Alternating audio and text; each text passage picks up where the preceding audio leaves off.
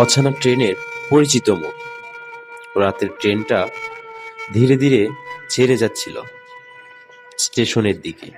আগন্তুক জানালার পাশে বসেছিল, চোখে ক্লান্তি আর মনে অজানা এক শূন্যতা। সে কাউকে ছেড়ে আসেনি, আবার কাউকে পেতেও যাচ্ছে না। এমনই ছিল তার জীবন।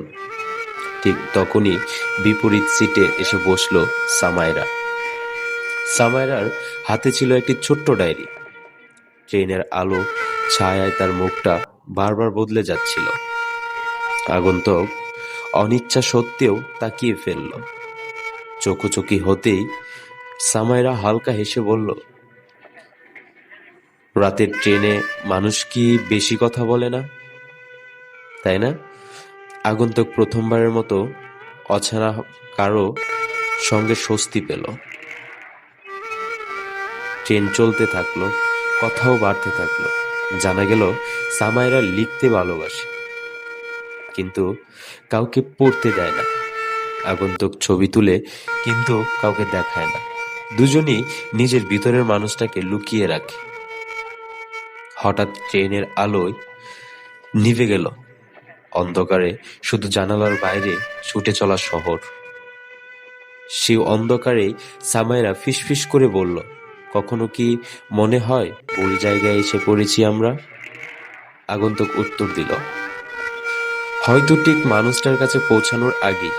এই কথাটুকুই বদলে দিল সব। ট্রেনের যাত্রা শেষ হলো, কিন্তু তাদের গল্প শেষ হলো না। বিদায়ের সময় সামায়রা ডায়েরির একটা ছেঁড়া পাতা আগন্তুকের হাতে দিয়ে বলল, হারিয়ে ফেলো না। আগন্তুক কিছু বলল না, শুধু পকেটে যত্ন করে রাখল। দিন কেটে গেল। আগন্তুক শহর ঘুরে ঘুরে ছবি তুলল, কিন্তু প্রতিটা ছবিতে কোথাও না কোথাও সামায়রার ছায়া খুঁজে পেল।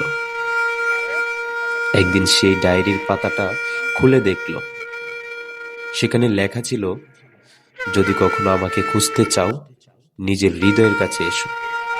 বছরখানেক পর এক প্রদর্শনীতে আগন্তুকের ছবি চলছে। ছবির নাম অচেনা ট্রেনের পরিচিত মুখ।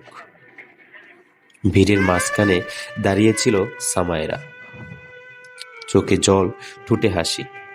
কেউ কাউকে ডাকেনি, ডাকের দরকারও পড়েনি, কারণ কিছু ভালোবাসা হঠাৎ আসে ট্রেনের মতো, থামে অল্প সময়, কিন্তু মনে থেকে যায় আজীবন।